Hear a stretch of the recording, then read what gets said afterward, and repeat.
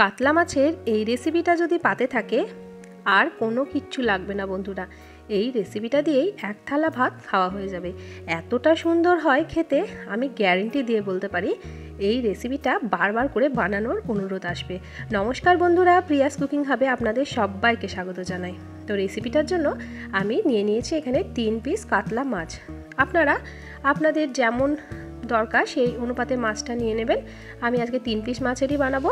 তো সবার প্রথমে মাছের মধ্যে লবণ, হলুদ আর একটু লেবুর রস মাখিয়ে দেবো। অনেক সময় এই ভাপা বানাতে গেলে মাছের একটা আঁশটা গন্ধ বেরায়, তো এভাবে একটু লেবুর রস দিয়ে লবণ হলুদের সঙ্গে মাখিয়ে রেখে দিলে কিন্তু মাছের কোনো রকম আঁশটা গন্ধ বেরাবে না। এটা ম্যারিনেট করে আমি 5 থেকে 7 মিনিটের জন্য রেস্টে রেখে দেবো। আর এদিকে একটা মশলা বানিয়ে নেবো। তার জন্য নিয়ে নিচ্ছি 2 চামচ পোস্ত। রেসিপিটা কেউ স্কিপ করবেন না বন্ধুরা, রেসিপিটা পুরোটা দেখার অনুরোধ রইল। পুরোটা না দেখলে বুঝতে পারবেন না আমি কিভাবে এই রেসিপিটা বানাচ্ছি। এর মধ্যে এবার দিয়ে দিলাম 1 চামচ কালো সর্ষে আর দেব 1 চামচ সাদা সর্ষে। আপনারা কালো সর্ষে শুধু দিয়েও করতে পারেন অথবা শুধু সাদা সর্ষে দিয়েও করতে পারেন, তবে কালো আর সাদা দুটো সর্ষে দিলে কিন্তু টেস্টটা একটু অন্যরকম হয়। এর মধ্যে দিয়ে দিলাম 3টে মতো কাজু আর ঝাল অনুযায়ী 5টা কাঁচা লঙ্কা। আর এর মধ্যে দিয়ে দিলাম খুব সামান্য একটু লবণ আর খুব সামান্য একটু হলুদ।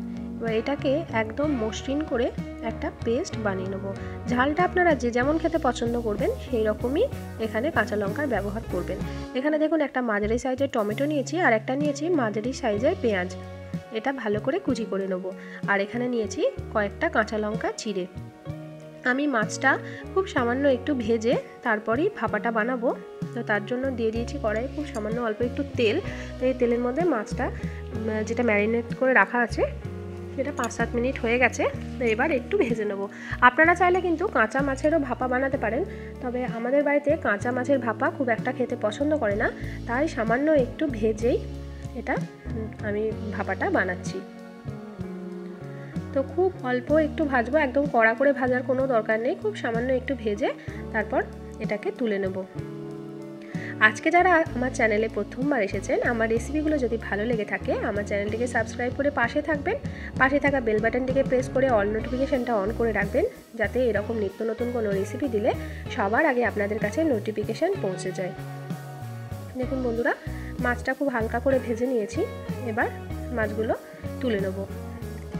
খুব হালকা করেই আমি ভাজছি, বেশি কড়া করে ভাজলে এই মাছের ভাপাটা খেতে তখন আবার খুব একটা ভালো লাগবে না। মাছটা আমার ভাজা হয়ে গেল। মাছটা তুলে নিয়ে ওই তেলের মধ্যেই দিয়ে দিচ্ছি কুচি করে রাখা পেঁয়াজ। আপনারা চাইলে এখানে পেঁয়াজের সঙ্গে অল্প একটু রসুন কুচিও ব্যবহার করতে পারেন।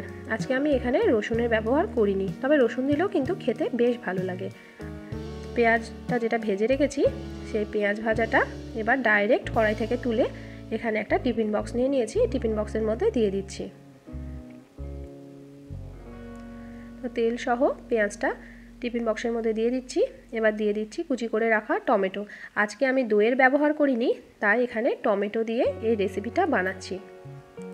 আপনারা চাইলে এখানে ফ্যাটানো টক দইয়েরও ব্যবহার করতে পারেন, তবে আমি আজকে দই ছাড়া এই রেসিপিটা করে দেখাচ্ছি।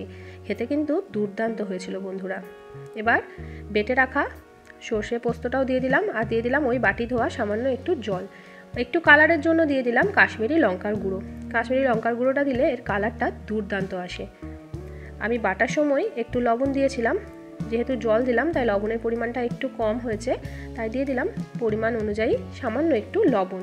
আর যেহেতু টমেটো দেওয়া আছে তো স্বাদের ব্যালেন্সের জন্য দিয়ে দিলাম খুব সামান্য একটু চিনি। এতে মিষ্টি হবে না, তবে স্বাদের ব্যালেন্সটা খুব ভালো হবে, খেতে দুর্দান্ত লাগবে বন্ধুরা। ভালো করে একটু মিশিয়ে দেবো। তো তারপর দিয়ে দিচ্ছি ভেজে রাখা মাছগুলো। ভেজে রাখা 3 পিস মাছ আমি এর মধ্যে দিয়ে দিলাম। এবার মাছটাকেও একটু উল্টে পাল্টে মশলার সঙ্গে মিশিয়ে নিচ্ছি।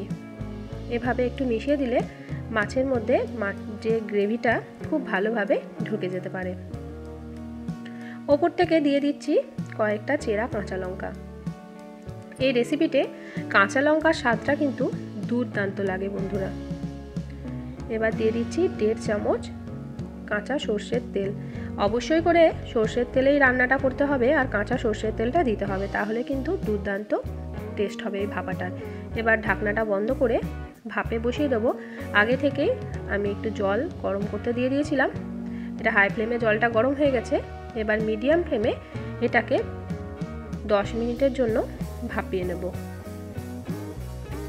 ঢাকনাটা বন্ধ করে মিডিয়াম ফ্লেমে 10 মিনিট মতো এটাকে ভাপিয়ে নেব। 10 মিনিট হয়ে গেছে। এবার ঢাকনাটাকে খুলে নিলাম। এবার টিফিন কৌটোটা খুব সাবধানে তুলে নিচ্ছি। টিফিন কৌটোটা আমি খুলে দিলাম, একটু ভাপটা বের করে নিয়েছি, ওপরে একটু ঠান্ডা জল দিয়ে ভাপটা আমি বের করে নিলাম। তো এবার এই মাছগুলোকে উল্টে দিচ্ছি। টোটাল 20 মিনিট আমি ভাপিয়ে নিয়েছি। 10 মিনিট ভাপানোর পর টিফিন কৌটোটাকে একটু ঠান্ডা করে নিয়ে মাছগুলো উল্টে দিলাম। তো আবারও এটাকে 10 মিনিটের জন্য ভাপতে দিয়ে দেব। ঢাকনাটা বন্ধ করে দিয়ে জলের মধ্যে আবারও বসিয়ে দিয়ে 10 মিনিট এটাকে ভাপিয়ে নেব। তো 10 মিনিট পর এটা আমি আপনাদেরকে দেখাচ্ছি। দেখুন টিফিন কৌটোটা এখন অনেকটা ঠান্ডা হয়ে গেছে। আপনাদেরকে এটা খুলে দেখাচ্ছি কতটা সুন্দর কালার হয়েছে দেখুন বন্ধুরা। আর মাছগুলো কিন্তু একদম পারফেক্টলি সেদ্ধ হয়ে গেছে। এভাবে দুবার ভাপিয়ে নিলে পরে মাছটা খুব সুন্দরভাবে সেদ্ধ হয়ে যায়, আর মাছের মধ্যে কিন্তু খুব ভালোভাবে গ্রেভিটা ঢুকে যায়। আজকের রেসিপিটা কেমন লাগলো অবশ্যই আমাকে কমেন্ট করে জানাবেন। আপনাদের সুন্দর সুন্দর কমেন্টে কিন্তু আমি রান্নার উৎসাহ পাই। আজকের মতো আসি বন্ধুরা, দেখা হবে অন্য দিন অন্য একটা রেসিপির সাথে। ততক্ষণ পর্যন্ত সবাই ভালো থাকবেন।